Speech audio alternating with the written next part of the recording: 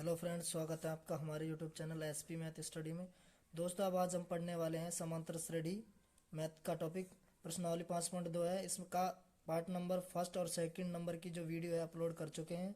तो पहले उन वीडियो में कंप्लीट सॉल्यूशन दिया गया, क्वेश्चन नंबर 1 से 10 और 10 से 15 तक का क्वेश्चन, 1 से लेकर 10 तक का और 10 से लेकर 15 तक के जो क्वेश्चन है उनका सॉल्यूशन आपको पार्ट नंबर फर्स्ट और सेकंड में मिल जाएगा। तो अभी हम स्टार्ट कर रहे हैं पार्ट नंबर 3। तो इसमें हम बचे हुए क्वेश्चन है हमारा क्वेश्चन नंबर 16 से लेकर 20। तो इन क्वेश्चंस का सॉल्यूशन हम करेंगे। टॉपिक हमारा समांतर श्रेणी यानी कि अरिथमेटिक प्रोग्रेशन। तो इसमें आपको मैं ध्यान दिला दूं कि हम इसमें पढ़ रहे थे अंतिम पद जो है होता है हमारा श्रेणी का, जो हमारी श्रेणी होती है समांतर श्रेणी, उसका अंतिम पद ए एन बराबर होता है a plus n minus one into d. यानी कि इस फॉर्मूले से हम इस सूत्र का हम उपयोग करके जो भी हमारा अंतिम पद या कि पदों की संख्या जो भी हम निकाल रहे थे इस सूत्र से निकाल रहे थे। तो चलिए हम नेक्स्ट क्वेश्चन करते हैं। Question number 16। क्वेश्चन नंबर 16 आप सबकी स्क्रीन पर दिख रहा होगा। तो क्वेश्चन नंबर 16 है कि वह एपी ज्ञात कीजिए जिसका तीसरा पद 16 है और सातवां पद पांचवें पद से 12 अधिक है। तो इसके सॉल्यूशन के लिए सबसे पहले क्या करेंगे कि हमें दिया गया है कि तीसरा पद है। तो मैं आपको पहले बता चुका हूँ शॉर्ट में कि A3 बराबर कैसे लिखेंगे ए प्लस 2D।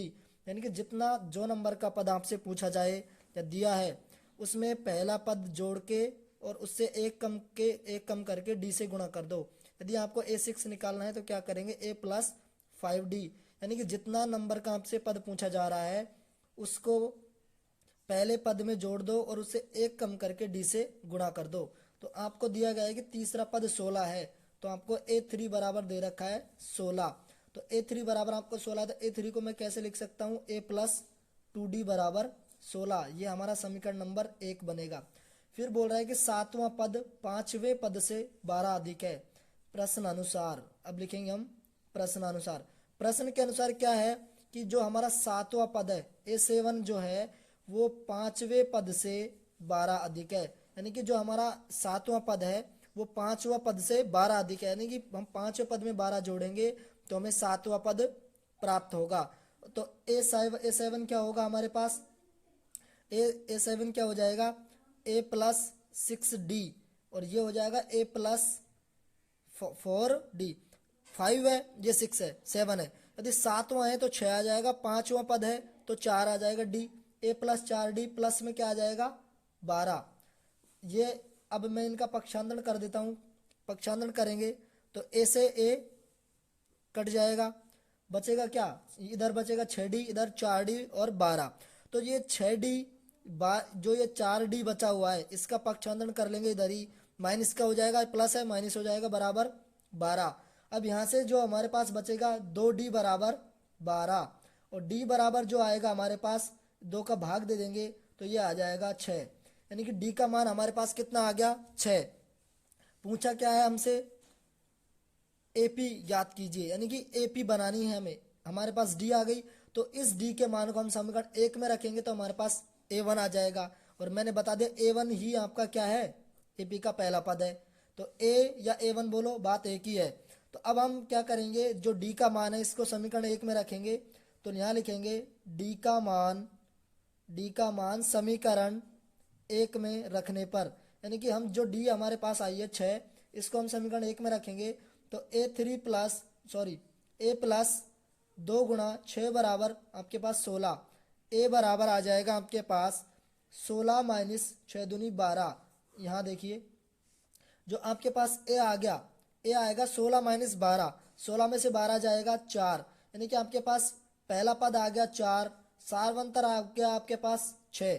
तो एपी क्या बन जाएगी A1 आ गया। अब निकालेंगे A2 कैसे निकालेंगे ए प्लस डी और ए प्लस डी, ए कितना है 4 है, ये A1 बोल सकते हैं हम ए को, A1 ए बराबर A1 तो A1 4 है। A2 निकालेंगे ए प्लस डी, तो ए कितना है 4 है, डी कितना है 6, तो 6 प्लस 4 कितना हो गया 10।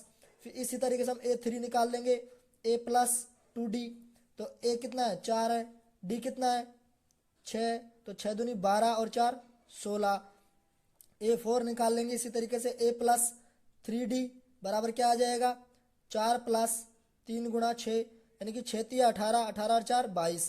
तो इस प्रकार से हमारे पास ये एपी बन जाएगी। क्या एपी बनेगी हमारी, जो एपी बनेगी वो बनेगी 4, 10, 16, 22 और करोगे तो 28, माने कि इस तरीके से हमारी एपी बन जाएगी।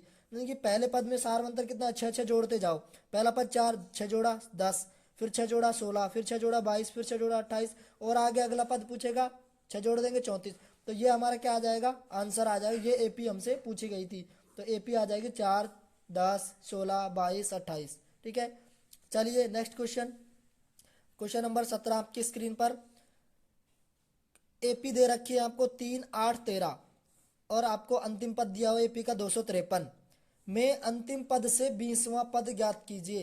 यानी कि अंतिम पद जो है उससे 20वां पद निकालना है आपको पीछे से। तो ए यहाँ सबसे पहले लिखेंगे सॉल्यूशन में, सबसे पहले सॉल्यूशन लिखेंगे इसका। चलिए इसका सॉल्यूशन स्टार्ट करते हैं। सॉल्यूशन आपको एपी दी हुई है तो इसका ए बराबर हो जाएगा 3, डी निकालेंगे A2 माइनस A1 बराबर कितना आ जाएगा 8 माइनस 3 बराबर 5। यानी कि डी भी आ गया आपके पास, ए आ गया।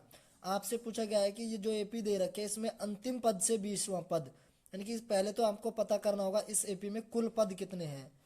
कुल पद यानी कि n बराबर आपको पहले पता करना है कि इस एपी में कुल कितने पद हैं, तब हम अंतिम से 20वां पद हम इसमें निकालेंगे। चलिए तो सूत्र है हमारा ए एन बराबर आपको दिया गया है 253 और ए एन का सूत्र है a plus n minus 1 into d बराबर 253 आपको दिया है। तो हम इसमें निकालेंगे क्या, एन निकालेंगे। ए आपके पास 3 है प्लस एन माइनस 1, डी आपके पास कितना है 5 बराबर 253। अब मुझे एन माइनस 1 यहीं छोड़ दिया, तो जो ये 3 है इसको मैं पक्षांतर करूंगा तो ये किस में जाएगा, माइनस में। 253 माइनस 3 बटे ये गुणा में है, ये भाग में जाएगा। तो n माइनस 1 बराबर आपके पास आ जाएगा 250 बटे 5। यहाँ से निकालना क्या है मुझे, n यानी कि पदों की संख्या कितनी है। पहले हमें इस एपी में कुल पदों की संख्या पता करनी पड़ेगी, उसके बाद हम 20वां पद निकालेंगे। तो अब हम निकालेंगे n बराबर हो जाएगा, यहाँ से भाग देंगे इसमें तो ये जाएगा आपका 50 बार। तो 50 प्लस 1 यानी कि n बराबर हो गया 51। तो हम लिखेंगे एपी में कुल पद 51 है, 51 है। तो अंतिम से 20वां पद, अंतिम से 20वां पद होगा। अंतिम से 20वां पद क्या होगा, यानी कि अब जो 51 कुल पद है तो उसमें 20वां पद, तो 51 माइनस 20 प्लस 1, यानी कि जो हम इसमें क्या है कि 51 पद भी दो एक बार काउंट होगा और 20 भी, तो इन दोनों में से हमें एक पद को काउंट करेंगे, यानी कि इसमें 20 कर लेंगे और यहाँ 51 कर रहे हैं। या तो आप इस तरीके से लिखें या फिर आप सीधा लिखेंगे क्या 51 माइनस 19। क्यों करेंगे, क्योंकि हम एक संख्या को एक ही बार काउंट कर सकते हैं। तो या तो आप दोनों को काउंट कर रहे हैं तो पहले इसमें से घटाइए और एक जोड़िए, या फिर इसको पूरा काउंट करो तो इसमें से एक कम काउंट करो, या फिर इसमें ज़्यादा करो तो इसमें एक कम करो। तो किसी एक में एक संख्या कम काउंट करेंगे तो यहाँ से निकल के आएगा हमारे पास कितना बचेगा 31 और एक कितना हो जाएगा 32। तो यहाँ से 32वां पद होगा, यानी कि अंतिम से जो 32वां पद आएगा वो 20वां पद होगा, यानी कि आगे से 20वां और पीछे से 20वां। तो यहाँ लिखेंगे यदि एपी में हम सीधा जा रहे हैं इस प्रकार 3, 8, 13 इस तरीके से जाएंगे तो 32वां पद आएगा और पीछे से आएंगे तो 20वां पद होगा। तो पीछे से देख तो हमने निकाला आगे से जो पद होगा 20वां पद जो होगा वो 32वां पद होगा। कहाँ से, आगे से एपी में आगे से चलेंगे तो 32वां पद आएगा। तो 32वां पद हम निकालेंगे A32 बराबर मैंने आपको बताया A प्लस 31 डी, 32 है तो एक कम करके डी से गुणा कर देंगे तो ए 32 आ जाएगा आपके पास। ए कितना है 3 प्लस 31 गुणा डी आपके पास 5, तो ये आएगा आपके पास A32 बराबर 3 प्लस 155। तो ये आ जाएगा आपके पास A32 बराबर आ जाएगा 158, यानी कि जो अंतिम से 20वां पद जो होगा इस एपी का वो 158 होगा। चलिए नेक्स्ट क्वेश्चन करते हैं। क्वेश्चन नंबर 18 आपकी स्क्रीन पर, किसी एपी के चौथे और 8वें पदों का योग 24 है। तथा छठे एवं 10वें पदों का योग 44 है। इस एपी के प्रथम 3 पद ज्ञात कीजिए। आपसे स्टार्टिंग के A1 A2 A3 ज्ञात करने हैं। तो सॉल्यूशन में करेंगे क्या, देखिए ये बोल रहा है कि चौथा एवं आठवां यानी कि A4 प्लस A8 यानी कि A4 और A8 जो पद है उनका योग है आपके पास 24। तो मैंने इन दोनों को जोड़ दिया, क्या मिला, 24 मिला। इनको सॉल्व करेंगे कैसे, A4 को क्या लिखूंगा, A प्लस 3D, इसको लिखूंगा A प्लस 7D बराबर 24। तो ये क्या आएगा, A और A कितना हो जाएगा, 2A प्लस ये 3D और ये 7D, ये हो जाएगा 10D बराबर 24। अब मैं यहाँ से या तो कॉमन ले सकते हो, कॉमन नहीं लोगे तो इसको समीकरण 1 मान लिया, हमने कॉमन नहीं लिया, लेंगे तो 2 कॉमन लेंगे तो यहाँ से ये हट जाएगा। फिर बोल रहा है ये दोबारा कि छठे और 10वें पदों का योग 44 है। तो A6 प्लस A10 जो ये पद हैं हमारे, इनका योग कितना है, 44। तो A6 क्या होगा, A plus 5D plus A plus ये कितना हो जाएगा 10, 9D बराबर 44 आपको दिया है। तो यहाँ से A और A 2A प्लस 9D और 5D 14D बराबर 44। यह आपका समीकरण नंबर 2। अब समीकरण यहाँ देखिए इधर इस पार्ट में, ये पार्ट नंबर फर्स्ट है आपका, ये सेकंड पार्ट है और ये थर्ड पार्ट है, ये 3 पार्ट में हम इसको सॉल्यूशन कर रहे हैं। तो देखिए अब ये समीकरण 1 आ गया, ये समीकरण 2 आ गया। समीकरण 2 में से समीकरण एक को घटाने पर, अब समीकरण 1 में से 2 घटाएंगे तो A कैंसिल हो जाएगा, 2A प्लस 14D बराबर 44 और समीकरण A है हमारा 2A प्लस 10D बराबर 24। तो इनको हम घटाएंगे तो चिन्ह चेंज हो जाएंगे, जब भी हम घटाते हैं समीकरण तो चिन्ह बदल जाते हैं। ये प्लस ये माइनस ये कैंसिल हो जाएगा, ये 14D में से 10D जाएगा, 4D बच जाएगा और 44 में से 24 जाएगा तो 20 बचेगा। तो D बराबर आपके पास आ जाएगा यहाँ से 5, यानी कि D आ गया आपके पास 5। अब इस D के मान को किसी भी एक समीकरण में रखेंगे तो हम लिखेंगे D का मान समीकरण 1 में रखने पर, समीकरण 1 में हम D का मान रखेंगे तो क्या मिलेगा हमें, 2A बराबर, सीधा लिख रहा हूँ, 2A बराबर आपको मिलेगा 24 माइनस 50, यानी कि आपको जो मिलेगा 2A माइनस 2A बराबर 24 माइनस 10D हो जाएगा। 10 को हम मैंने किससे गुणा कर दिया, D से, 5 से 50 हो गया। तो A बराबर निकालेंगे, A बराबर कितना आ जाएगा, 24 में से 50 जाएंगे तो आपके पास बचेंगे 26 बटे किसका, 26 बचेगा, ये माइनस की बड़ी संख्या है तो माइनस बटे 2। तो A बराबर आपके पास आ जाएगा माइनस का 13, चेक कर लेना, A बराबर आपके पास आ जाएगा माइनस का 13। तो अब आपसे पूछ रहा है कि प्रथम 3 पद, A1 आ गया, A बराबर A1 होता है, A बराबर A1 होता है ना, A बोलो चाहे A1 बोलो एक ही बात है। निकालना A2 क्या होता है, A प्लस D, तो A प्लस D करेंगे, A कितना है -13 प्लस D कितना है हमारे पास 5, कितना आया, A2 कितना आ जाएगा हमारे पास, यहाँ से इसमें माइनस का 13 है तो इसमें से घटाएंगे, घटेगा क्यों, ये प्लस की है और बड़ी संख्या माइनस की है तो घटेगी तो कितना आ जाएगा 8, किसका, माइनस का। अगली संख्या A3 निकालेंगे, अगला पद A प्लस 2D करेंगे तो A कितना है हमारे पास -13 प्लस 2 गुणा D 5, यानी कि 5 दूनी 10, 10 प्लस के और 13 माइनस के तो माइनस का 3। तो अब लिखेंगे AP जो आएगी हमारे पास वो AP आ जाएगी -13 के बाद -8 -3, इस तरीके से जो आपका सॉल्यूशन आएगा, जो AP आएगी वो आएगी आपकी -13 -8 -3। चलिए नेक्स्ट क्वेश्चन करते हैं, क्वेश्चन नंबर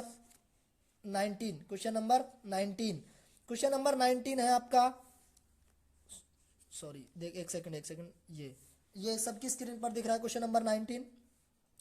ये क्वेश्चन नंबर 19 पढ़िए। सुब्बा राव ने 1995 में 5,000 रुपये के मासिक वेतन पद पर कार्य आरंभ किया और प्रत्येक वर्ष 200 रुपये की वेतन वृद्धि प्राप्त की। किस वर्ष में उसका वेतन 7,000 रुपये हो जाएगा या हो गया, ठीक है।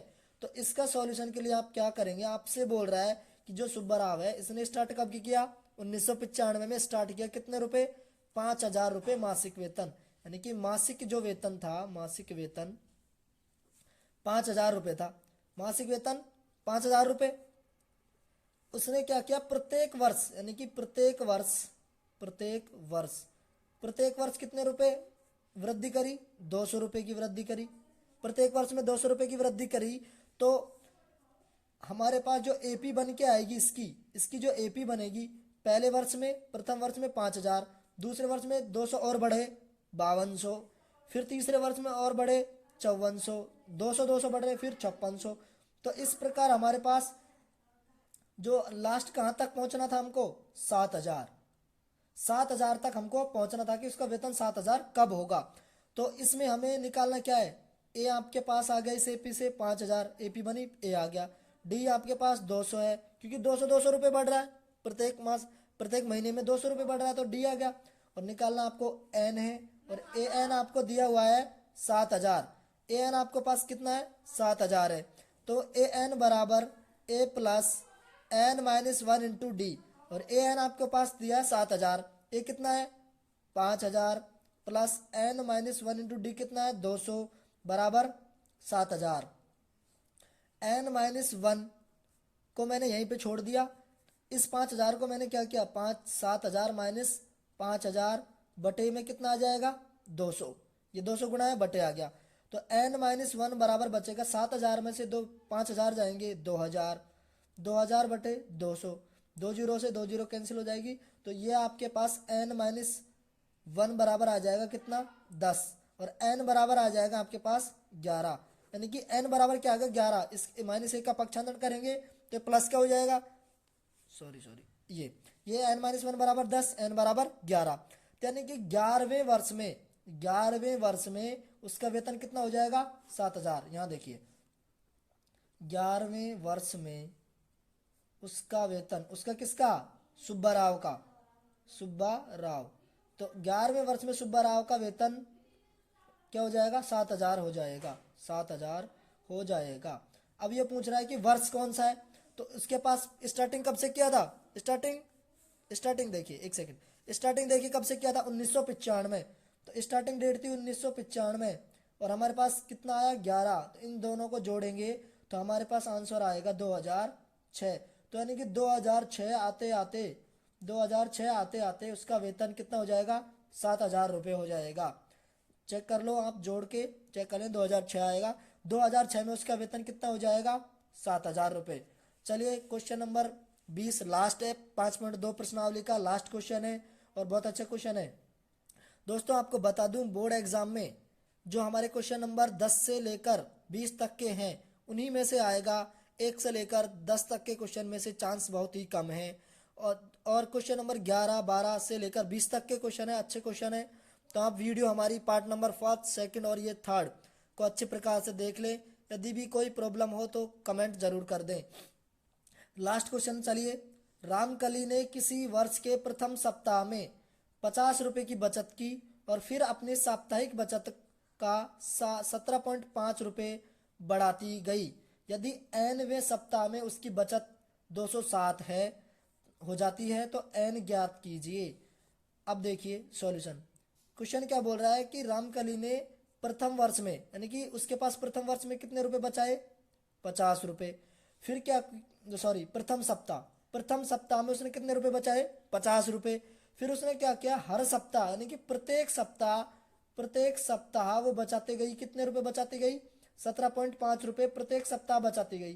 तो पहले सप्ताह में 50 बचाए, दूसरे में 17.5 और बचाए, तो इसमें 50 और जुड़ जाएंगे तो कितना आ जाएगा 67.5, यानी कि 67.5 रुपये दूसरे सप्ताह में। तीसरे सप्ताह के लिए फिर और 17.5 बढ़ जाएंगे, तो 17.5 और बढ़ा दो, इसमें 17.5 और बढ़ाओगे कितना हो जाएगा 17.5 और बढ़ाओगे तो इसमें कितना हो जाएगा 85 हो जाएगा। इस तरीके से ये बढ़ाती गई और कहाँ तक पहुंची एनवें सप्ताह, यानी कि एन जो पद है, पता नहीं हमें कितनी सप्ताह में कितना पहुंच, लेकिन एनवी जो सप्ताह, अंतिम जो सप्ताह थी उसमें इसका बचत पहुंच गई 207.50 रुपये, यानी कि जो अंतिम सप्ताह थी इसकी, एनवी सप्ताह जो थी उसमें इसकी बचत आ गई 207.50 रुपये। तो अब हमें ये पूछ रहा है कि एपी बन गई हमारे पास, तो ये पूछ रहा है कि एन क्या है। ए बराबर आपके पास आ गया 50, डी आपके पास 17.5, 17.5 होगा क्योंकि डी 17.55 बढ़ रहा है। तो एन हमें पता करना है और ए एन हमें दिया है 207.50। अब हमें ए एन बराबर a plus n minus 1 into d, इससे करेंगे। ए एन आपके पास है, ए कितना है 50, एन हमें निकालना है, डी कितना है 17.5 बराबर आपके पास आ गया 207.50। एन माइनस 1 मुझे निकालना है, मैंने यहीं पर रखा, इसका मैंने पक्षांतरण किया 207.50 माइनस 50 बटे में मैंने भाग दिया किसका, बटे भाग दिया किसका 17.5 का। ये प्लस में था, सबसे पहले पक्षांतरण प्लस की और माइनस की संख्या का करते हैं, उसके बाद गुणा या भाग की संख्या का करते हैं। तो ये प्लस में था तो मैंने माइनस में किया, और ये गुणा थी तो इसको मैंने भाग में किया। एन माइनस 1 बराबर आपके पास यहाँ से आ जाएगा कितना, यहाँ से कितना आ जाएगा आपके पास, यहाँ से जो आपके पास आएगा बच करके कितना आएगा, यहाँ से बचेगा जो आपके पास, यहाँ से जो बचेगा वो आएगा आपके पास कितना, ये आपके पास आएगा 157.50 बटे 17.5, इस 17.5। तो मैं इसके पीछे भी जीरो लगा सकता हूँ, पॉइंट के बाद जीरो की कोई वैल्यू नहीं है, या फिर मैं इसको हटा सकता हूँ, ठीक है। तो 17.5 के बाद में जीरो लगा लिया, कोई फर्क नहीं पड़ेगा इसमें पॉइंट के बाद जीरो से। तो ये पॉइंट के बाद जीरो लगाना है कि ताकि पॉइंट से पॉइंट कैंसिल हो जाएगा, इस पॉइंट से ये पॉइंट कैंसिल हो जाएगा, जीरो से ये जीरो कैंसिल हो जाएगी, ये बचेगा 1575 बटे 175। अब इसको हम भाग करेंगे, एन माइनस 1 बराबर इसका हम भाग करेंगे, तो इसका जो भाग जाएगा इसमें 9 बार जाएगा, और एन बराबर आपके पास आ जाएगा 10, एन बराबर आ जाएगा 9 प्लस 1 क्या हो जाएगा 10। तो यानी कि 10वें यहाँ लिख लेंगे 9, 10वें सप्ताह में, ये पूछ रहा है ना एनवें सप्ताह में उसकी बचत इतना है, तो एन क्या है, तो 10वें सप्ताह में यहाँ लिखेंगे, अतः 10वें सप्ताह में रामकली की बचत कितनी हो गई 207.50 रुपये, यानी कि 207.50 रुपये उसकी 10वें सप्ताह में बचत आएगी, जब वो 17.5 प्रत्येक सप्ताह बचत करेगी। तो इस प्रकार से जो आपकी ये प्रश्नावली 5.2 कंप्लीट आपका video tutorial part first, second और थर्ड 3 में कंप्लीट हो गई है। तो आप पहले पार्ट फर्स्ट को देखिए, फिर सेकंड और थर्ड। नेक्स्ट जो हमारा वीडियो आएगी वो प्रश्नावली नंबर 5.3 आएगी, इसमें हम जो हमारी एपी है उनमें एन पदों का योगफल के बारे में पढ़ेंगे। अभी तक हम पढ़ रहे थे एन पद ज्ञात करना, जो हमारी अगली जो प्रश्नावली है 5.3, इसमें हम पढ़ेंगे एन पदों का योगफल हम कैसे करते हैं। तो चलिए, तो ये वीडियो आपको पसंद आई है तो इसको ज़्यादा से ज़्यादा शेयर करें, चैनल को सब्सक्राइब करें और वीडियो को लाइक करें।